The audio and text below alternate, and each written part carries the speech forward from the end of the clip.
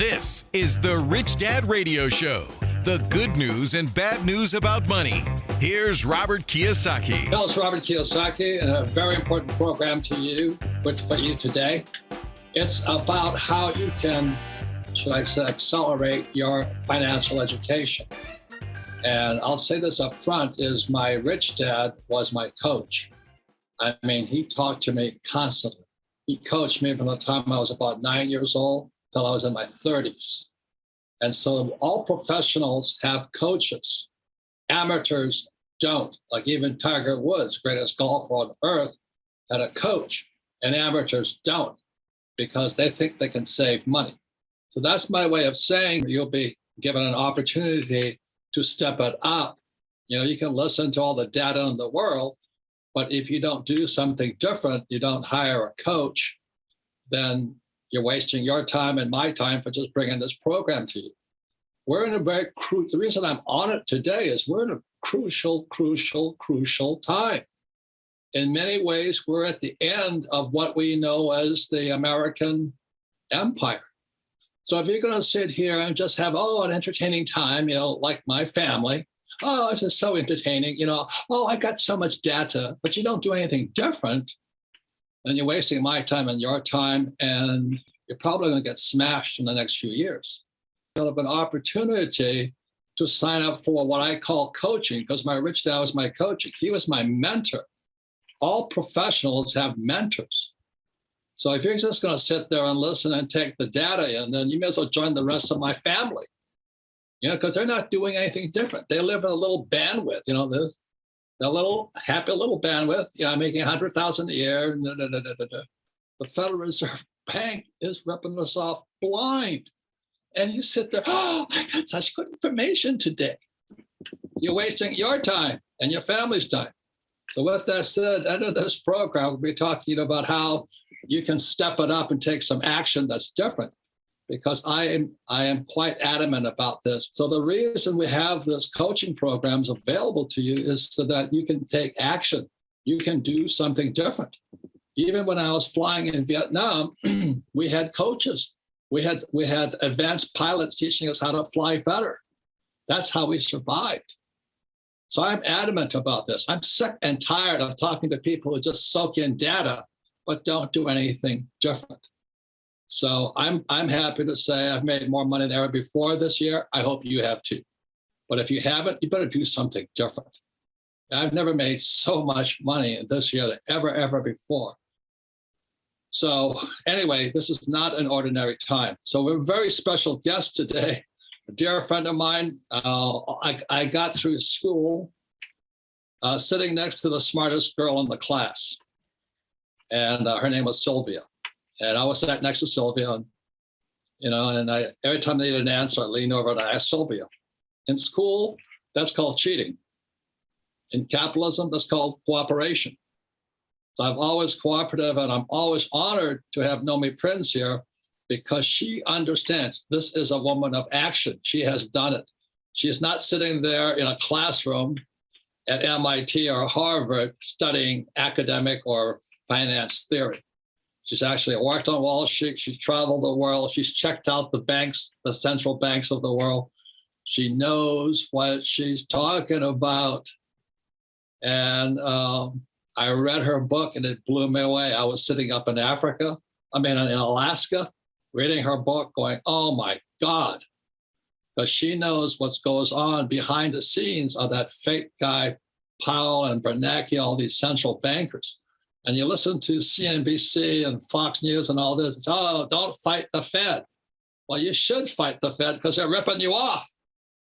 So I'm very happy to have Nomi here, because she actually takes action, more than most academics do, and she knows what she's talking about. So we're going to have a great discussion today on why the Fed is one of the biggest criminal organizations going. It is criminal what they're doing.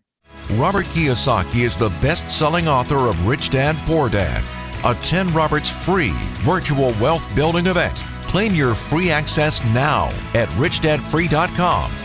Go to richdadfree.com.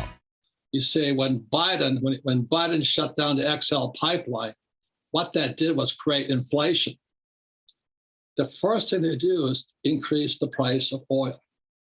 When you increase the price of oil, you cause inflation.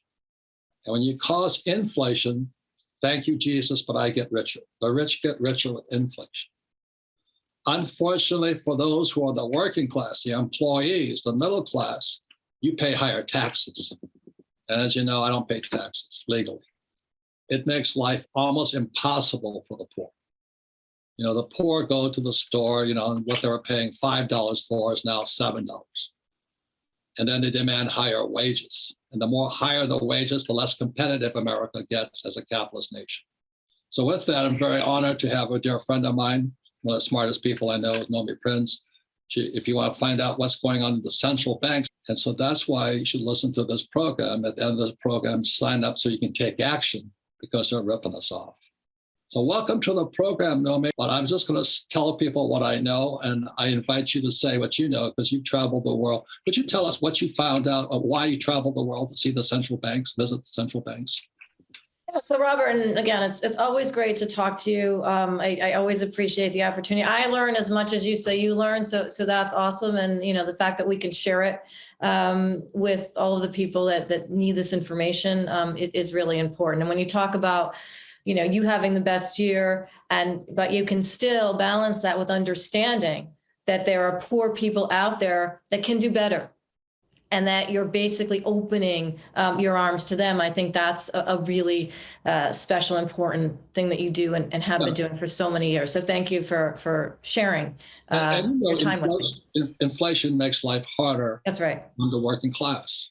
That's right. So the reason I travel, and it's actually a part of traveling to central banks is also traveling to countries and seeing how people are actually living and how they're impacted by things like price inflation for numbers of years. I mean, I started talking to central banks in the 90s. You know, I didn't just start when everybody started paying attention. I've been doing this for decades. And what I've discovered as things have evolved is the power of central banks around the world, whether that's the People's Bank of China, the Bank of Japan, the European Central Bank, and of course, the Federal Reserve has only increased. You know, talk about inflation, their power inflation has gone off the charts, particularly since the pandemic. Now, it was already very high since the financial crisis. What the Fed can do is create money out of nothing.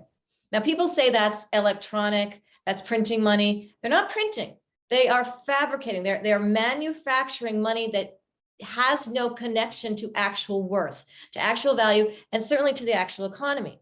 And the reason they are able to do this, one, because Wall Street and basically Washington created the Federal Reserve Act of 1913 to enable them to have that power to help Wall Street and Washington to look good because Wall Street has helped when it needs it, but also because there was never been a limitation to how much fabrication of money the Fed can do. And every time you fabricate money, I can't, you can't, we make money, right? That's different than fabricating it out of nothing. You know, you're investing in real estate, it has a return, you bank it, you move on. That's doing something actual. The Fed doesn't do that, right? The Fed creates it from nowhere. And the problem with that is the more that money is pushed into the system without an actual source, without having done anything to get there, right? The more that happens, the more devalued money actually is. And so what happens is we have all of, I call them distortions, between financial assets, paper assets, and physical assets. You know, whether they be what people actually have to put in their tanks, like you're talking about the high price of fuel, whether it is gold, whether it's copper, whether it is real estate, these are physical assets. And they are basically hampered by what the Fed is doing by blowing up money. And it's not just the Fed. This is something that's happened throughout the world since the financial crisis and then the compounded effect of the pandemic. There is $31 trillion of fabricated money attached to no economy, to no investment, fabricated money, just with the four main central banks of the world, the Federal Reserve, People's Bank of China, European Central Bank, Bank of Japan, just four. If you add all the other ones in there who will follow the Fed, who want to basically do what the Fed is doing to basically incur favor on that basis, it's $41 trillion of just fabricated money that deflates the value of money We've inflated the prices of real assets. And that's where this distortion has gotten just so out of control. Right. What Nomi's talking about here, if I produce this marker here, I'm producing a product and I sell it. That's money. But they don't even have to produce this. They just produce the money. Right. And again, it's what Nomi is talking about is 1913 was the Federal Reserve Act, but it was also the start of the IRS. Right. Because the dollar and taxes go hand in hand. And so that's why I say the rich get richer, the middle class pays more taxes, and the poor starve because food is a tangible asset. And, I have more than enough money, but I'm in shock. I was at Safeway last time going, how do people afford this stuff? So that's why, I love and trust Nomi because she understands how the central banks operate, and central banks. I mean, isn't central banking more Marxist than capitalist, Nomi? Yeah, central banking, and particularly with the Fed at the leadership of that hierarchy of all the central banks in the world, is again not working, and it's also not investing. So it's doing really nothing to produce the money it has produced. Like, again, I mentioned it was fabricating it. And as a result, it distorts everybody's relationship to the economy. It is what increases anger amongst poor people and amongst the middle class because their money isn't going far enough to basically pay for the inflated prices of the things they need in their lives to move forward or just to even stay in place. And that increases the anger. And you see this throughout the world. It's not just even in the United States, but it emanates. It does emanate from the Federal Reserve because other central banks really do take their cues now. I mean, they're not necessarily supposed to, but in these last few years in particular, and since the financial crisis, this explosion of money creation has been really headed by the Fed with no limitations. Now, you talk about, Robert, that there are limitations put upon people in terms of how they can potentially behave or, what they can do or whatever that is. There are no limitations put upon the Fed. And as such, I would, they are basically sort of, they are a criminal organization because they're not involved in the creation of anything real. And as a result, it hurts people who are in that actual real world. And this is something that I don't see changing because there's no beatback. Federal Reserve Chairman Jerome Powell, right? Apparently he has his wealth has gone from $25 million to $60 million in just the last 2 years. Now you sit back and you're like, okay, fine, Powell, awesome, great for you. But how did he do that?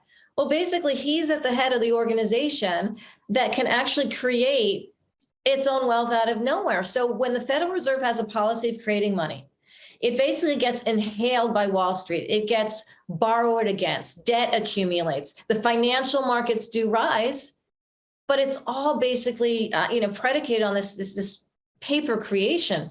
And then Powell is in this position where he can create the money that allows him to become rich without actually doing anything but creating the money, right? So it's this complete circle whereby Powell gets rich, and he's invested in the same companies that he's basically providing free money to. It's a brilliant gig. I mean, if you think about it, I'm sure you work way harder, Robert, to make your money than Powell is doing right now by just putting some policy in place that he has 100% power to be able to do.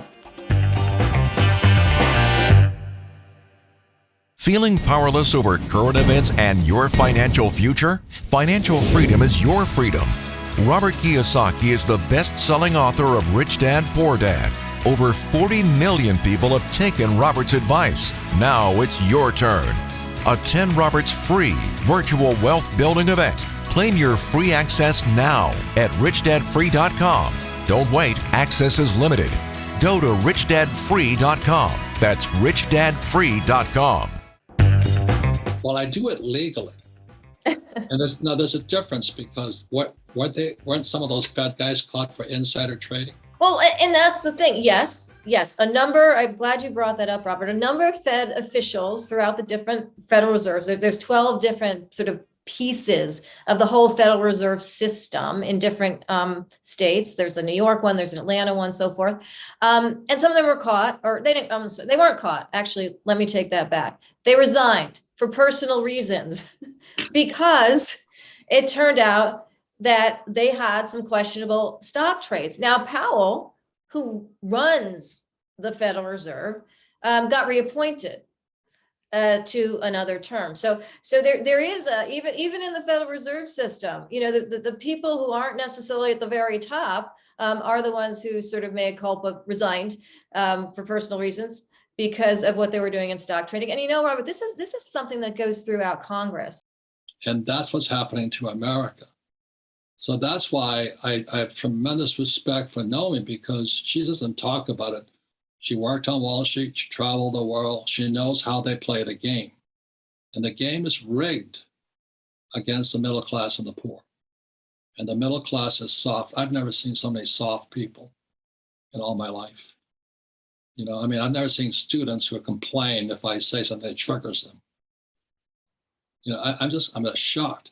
So the point here is this: the reason I want to talk to people is it's not that I recommend real estate.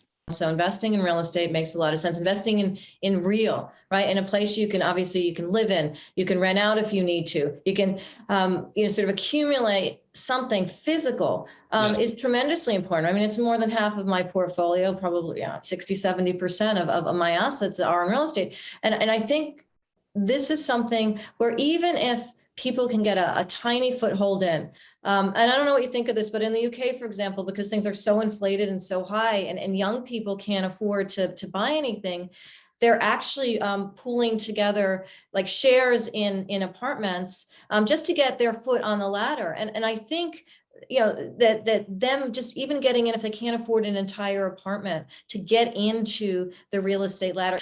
You don't want to be living on the streets. Look, at the end of the day, even if it's small, even if it's shared, getting in there means that at least you'll have a home you own over your own head, or you'll expand and have 2 homes and rent 1 out, or you'll expand and have 20 homes and rent 19 out, whatever it is that you have a path.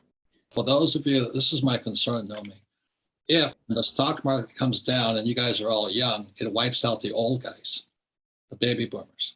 Because the stock market was only the game after 1974 when the 401k was invented.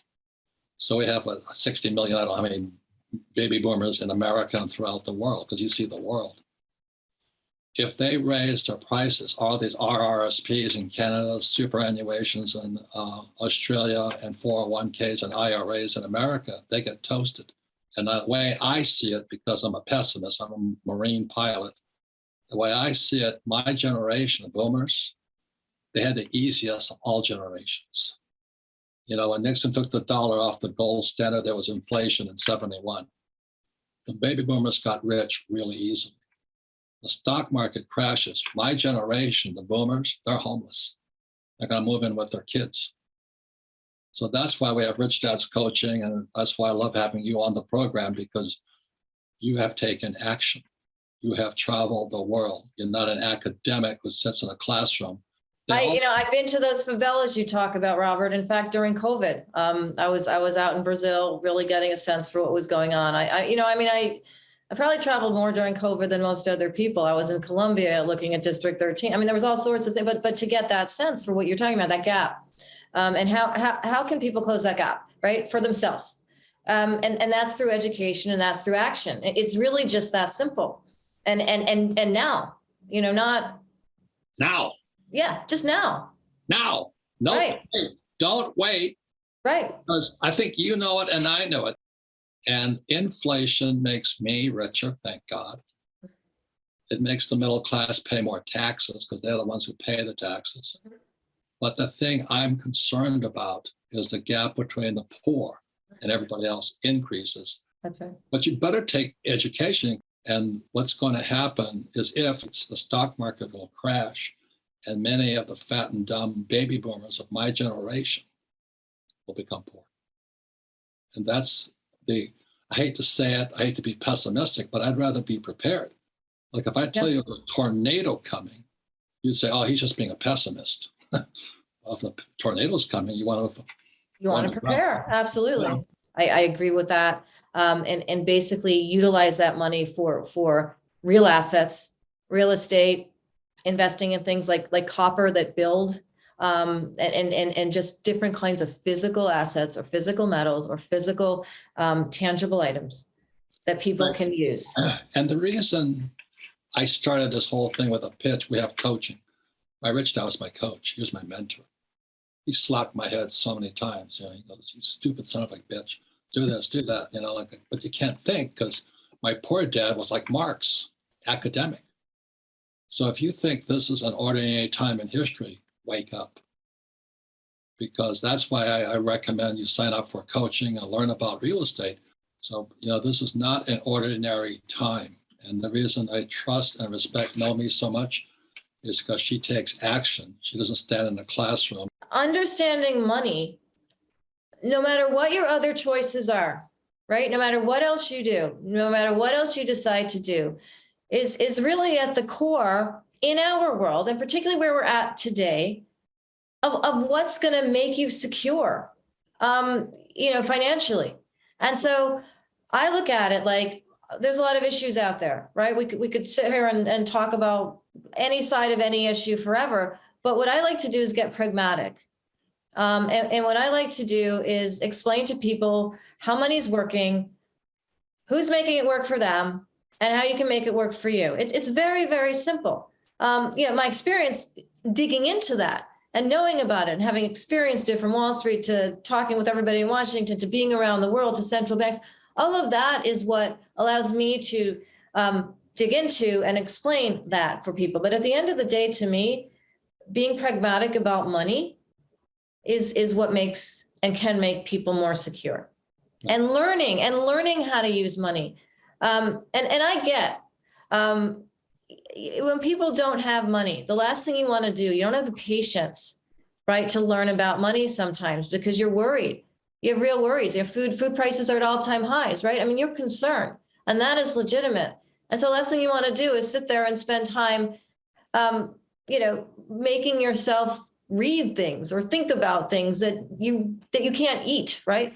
But it's so important. You basically have to step out of that mentality and understand money, learn about investments, learn about real estate, and help yourself. Right. The reason I started this whole program saying that this is not an educational program. I am speaking today. I want you guys to hire a coach so you have a better chance of success. Right. And my family, oh my God.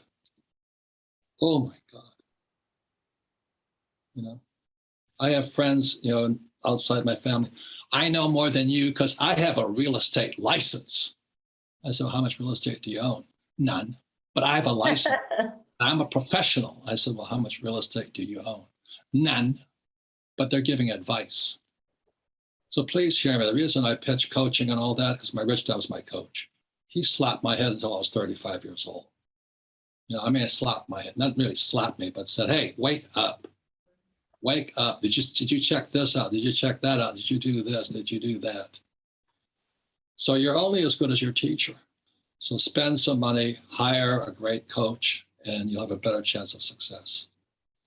And the reason I love and respect Nomi so much is she is a woman of action.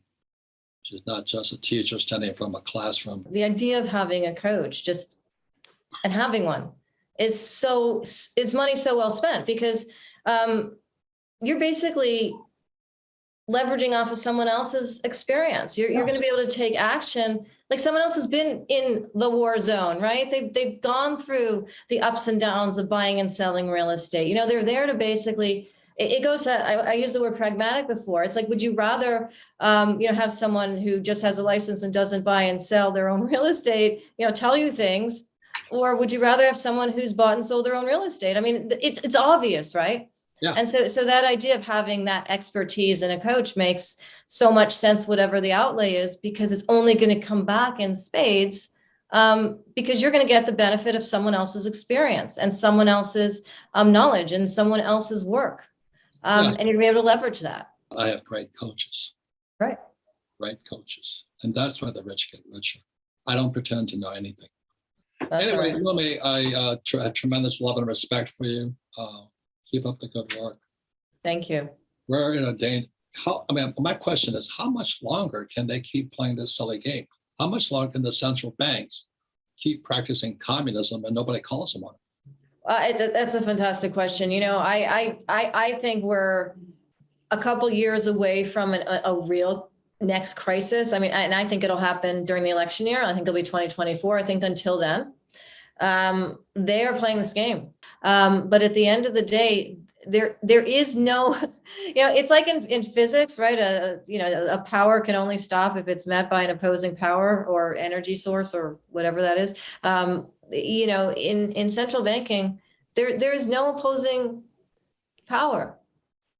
And we are literally, I mean, there just isn't. If you can basically create double the amount of money you had, which was 4 trillion, a little less than 4 trillion, and now it's 9 trillion. So more than double your money by doing nothing. And there is no opposing power. Right. They can keep this going. Right. This is why it's so scary. They can continue to distort, and they continue to create more inequality and say they're doing it for the benefit of the real economy and for people, and they can keep going when they need to do that. Right. That's where we're at. I mean, I wish I could say there's going to be some end to that ability to distort the real economy from the markets, but there isn't. There simply isn't right now. I think they passed a point of no return. Yeah. And for people that never study economics, a central communism is a command and control. It's basically like a dictatorship of the economy. It is. And with a central bank, you're dictating the creation of money. Correct. And in a government, you might be dictating other things, the military, et cetera. But with central, it's very specific. And that's why it's so powerful and scary. What they can do without being elected, without having to basically show any form of transparency, without any limitation, is just to create money and not care and not have to be accountable for what happens to most of the people on this planet when they do that. And if there's a stock market crash with the 401k, which was started in 1974, we're going to have millions of American or global baby boomers toast. They'll move in with their kids, or the kids will move in with them.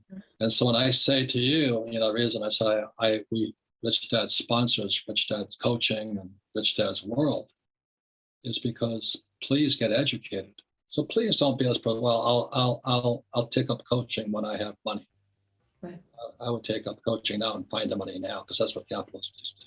No, I think that's our theme for today, Robert. Now. It is. It really is. It really is. And I really thank you for doing what you do. Thank you. Please don't be like my family. Please don't be like them, because they have master's degrees and they have real estate licenses. They're like my poor dad. Highly educated, poor people. Don't be one of them. Thank you all very much.